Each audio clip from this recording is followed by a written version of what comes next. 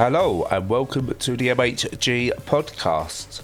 As usual, life can be a little bit miserable, life can be a little bit dark, but we're here to bring you a little bit of light and as much joy as possible. I'm Bradley, and joining me in a bit, because we've got to do this a bit differently, will be Stu, or he might use the magic of editing to make it seem like we're both together. But it's with me, so I'll probably make it as awkward as possible. But anyway, from the future, how you doing, Stu?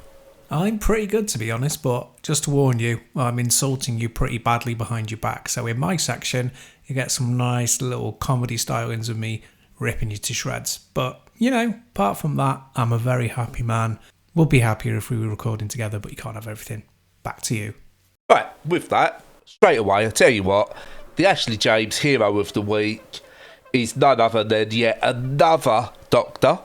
Doctor Who, David Tennant, once again, who is basically protecting the rights of the LGBTQIA plus community.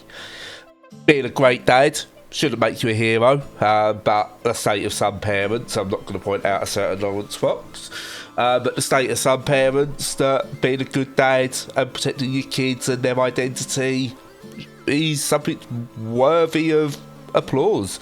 But he also called out Kemi Badenoch, I probably butchered the name, at a recent LGBT awards.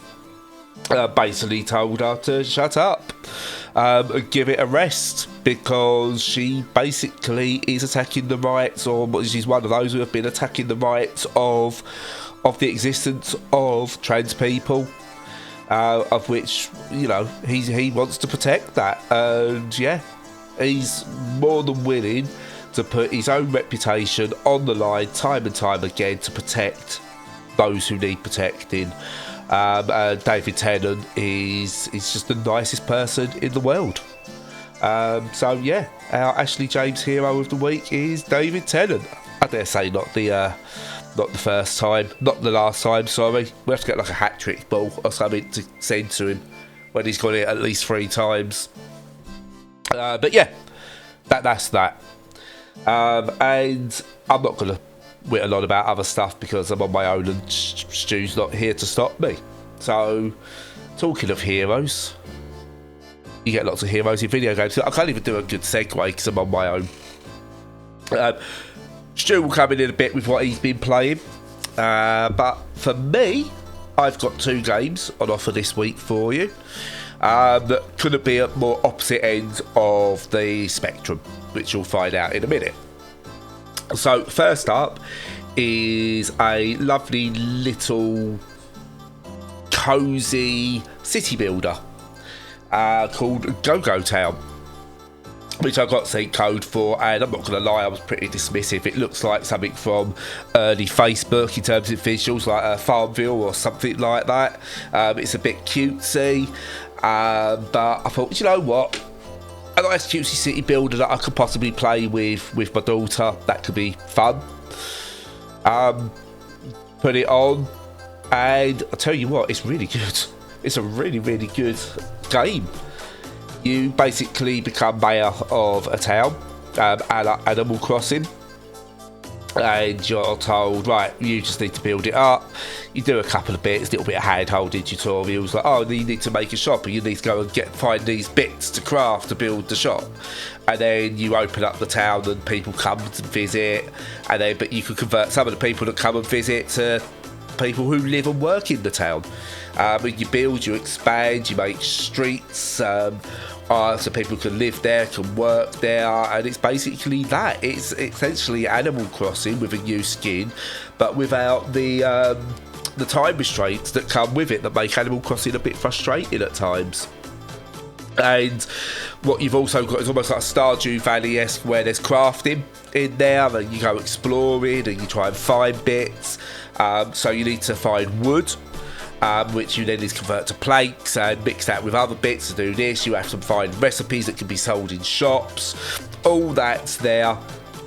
The more you do, the more wonderful you make your town look. the more people that come, the more you expand, and so on and so on. It's got a pretty decent economy in there, but one that's accessible to adults and kids alike. You know, for someone like me who's played City Skylines and other such more complicated city builders, it's a nice change of pace while still giving you that freedom of creativity, which I really, really like. And for newbies and kids, it's got the right aesthetic, and it's a joy. It'll be a joy for them to play. Because it's a cozy builder, life sim type thing. You can go fishing. Of course, you can go fishing. You can play it either single player, which I've been doing most of the time, or you can play it split screen. We did try that, which is really, really fun. And there's loads of little tricks and surprises in there as well, which do make it expand in quite an interesting way, which I won't ruin. It's not worth ruining for. But yeah, really fun game. I think it's at about 20 quid, and it's in early access at the moment, but yeah, there's plenty there. You'll get many, many hours out of this, and it's highly, highly recommended. And at the opposite end of things, it's not cosy, it's not cute, it's not a city builder. It Still Wakes the Deep, which comes from developer The Chinese Room. And yeah, it's, you know, they were behind, you know, Everyone's Gone to the Rapture, which was a really interesting game, Amnesia as well. But yeah, this is their psychological horror, not survival as such. It's not even a walking sim, but I suppose it's got those bits in there. Basically, you're stuck on an oil rig in 1975, and I think this is where you get really clever with things. So it's 1975, you're on an oil rig. There's some backstory as to why you're there. Things go wrong, and disaster, but not just all disaster, spooky disasters to add to the horror, and you need to escape. And what's really, really good about this, I was initially quite dismissive, going, oh god, horror, jump scares, blah, it's going to show its hand. No, this does a lot of things really, really well. Its constant atmosphere is really well done. It's dripping in atmosphere, and that helps.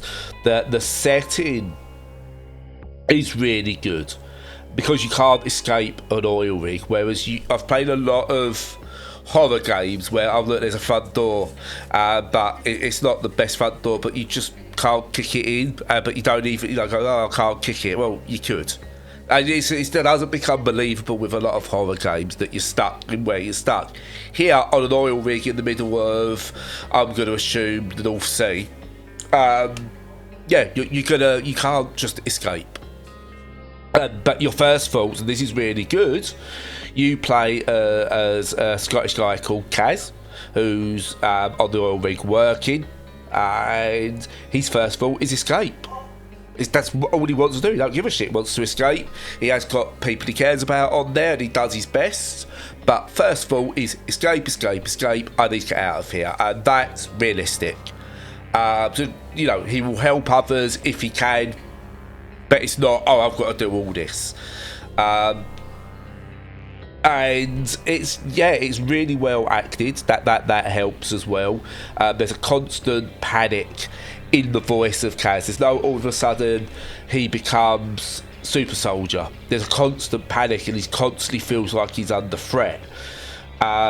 He's Scottish, and it's really one of the most genuinely honest portrayals of Scottish people, in the way they talk to each other, they interact, they react to the environment around them. It's very distinctly Scottish. It's not like an Americanised Scottish, and that is brilliant. That is brilliant to see. What I really like about this, it's not scary, I don't get scared, but it keeps the tension. The atmosphere, as I said, plays a part of that, but what it does really well, you know there is something bigger than you, more dangerous than you on this oil rig, but it never really shows its hand fully. it gives you glimpses, even to the point where you see like what it could be, but it still never lingers. It doesn't go completely on jump scares. I think the only jump scares I've really had in this have come from myself. And it's got a brilliant look behind button, which I really like. So you'll be running, you've got a button you can press behind, so you can just always check behind you while still running. That's really good. It's claustrophobic. The areas you can't get to make sense, which is really good. I know some people complained initially about, there's lots of yellow markers everywhere, which takes you out. And I think an expert who's worked on rigs and stuff said, like, no, actually for safety, where you can go should be marked yellow. And you use yellow because it's the most obvious colour, so it kind of fits. Some liberties are taken, but you do feel like you could die at every corner, and that's really, really important. Some really nice accessibility options. So like if you need to grab hold of something and there's a timer to do it, you can set that so it's like instant and you've got to react. Or if you're like someone who's got mobility problems, vision problems, or you need that moment just to think, you can extend that window. Really, really good. So the accessibility options are in there. It's got one of the best torches I've seen in a game for a long time. Where it genuinely lights a room properly. It's got a central focus point, which is fine, but the light spreads out really well. So it's not just doing it's a cone of light and that's it. Like, really good lighting. And the tension is there. I've been playing it in like half hour to 45 minute segments. It's a 4.5 hour, 5 hour game. And yeah, by never showing you its hand, by leaving things ambiguous, I don't think I've ever felt comfortable at any point in the game or go, I've got a handle on this. Really, really, really well done. It opens up the door for other things moving forward, whether it's linked to this directly or not, who knows, but it gave me almost that sense of Cloverfield, where you felt like you was in a personal story and there's something much, much bigger happening around you.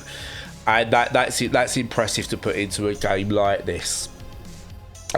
Some issues on the Steam Deck. I think I've had to put it right down to low, change some other settings. There was a couple of crashes which Dev's aware of and they are looking to fix. But it does run on Steam Deck, but not at its prettiest. Still looks good.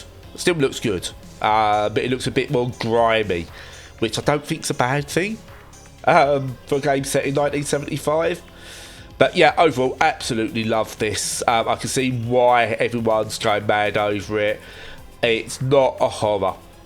It's a psychological thing. It's not horror. It's not in-game in terms of horror. It's a much more mature than that. And I think by calling it a horror, you're doing it a disservice. Get this, pick it up, play it. It is absolutely outstanding. But anyway, yeah, that's it from me.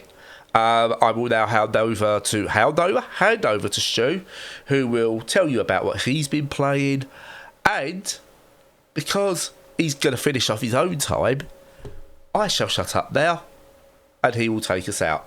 Thank you. It's always really weird recording without Brad.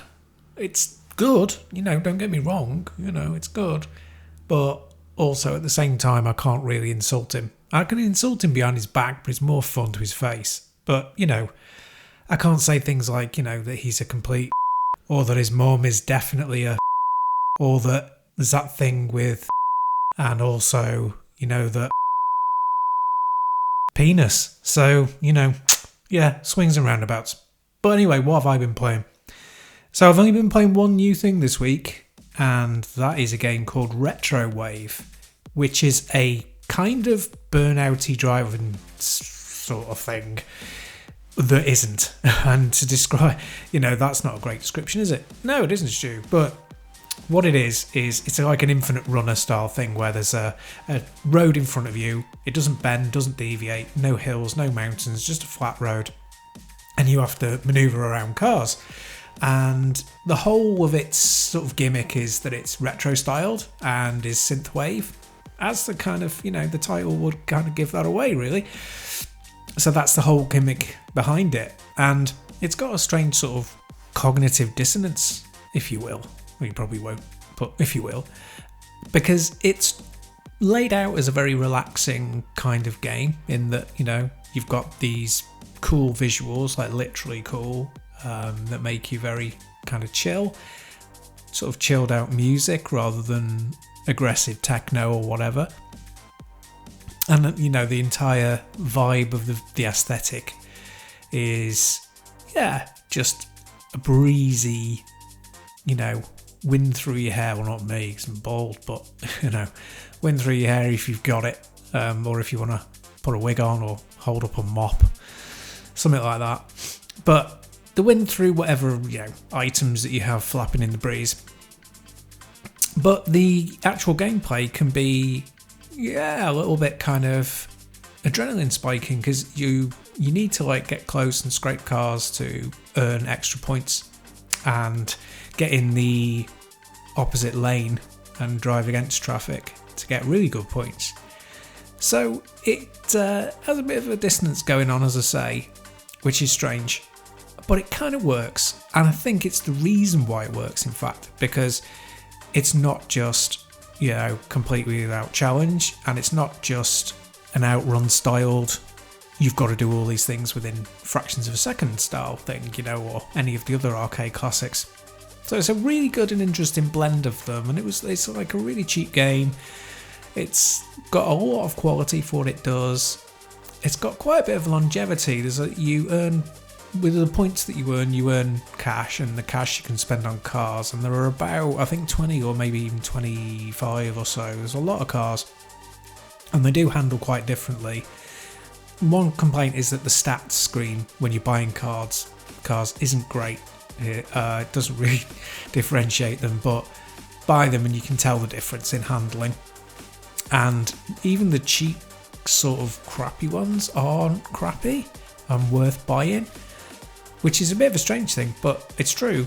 Because they're slower, and because there are no kind of like really dodgy corners and really, you know, any real handling problems, even on the ones that aren't as high spec, they have their own value. You'll be playing slower, but you'll still enjoy it, which is great. And then the faster speed cars, they bring their own fun. But it's really clever, because you have to have the fast cars to get a lot more points in a shorter space of time. So if you want to get really good high scores, you've got to have your pedal to the metal the whole time in a really fast automobile. But if you just want a gentle cruise and you want to kind of see how many points you can rack up over the longest period of time, just pick a slow one and have a go with that. So it's really, you can kind of tailor it to your own needs, and being able to do that in such a comparatively cheap game, that's really good. So yeah, that struck me as, like, you know, quite a nice little wrinkle that you don't get very often. Very happy with that. And, you know, as I say, it looks lovely, so that really brings out the kind of chill out vibe. It works perfectly on the Steam Deck. It's really good. And as I say, the soundtrack is really, really, really excellent, especially if you're into synthwave like I am. But you don't necessarily have to be, because it's so chill that it can just be one of those almost subaudible experiences going on in the background that relaxes you. So it's definitely worth picking up if you've got any sort of interest in driving games, racing games, but are looking for something a little bit off the beaten track and a little bit more funky. Yeah, definitely worth picking up. Follow all of our content. Make sure that you're checking out the website for all of the updates and all of the new content on there, and make sure you check out what we've got on YouTube. Make sure you're looking at our reviews. If you want to, join the Discord for extra chat on any topic you like, including video games and mental health. And in the meantime, until next time, stay safe and stay sane.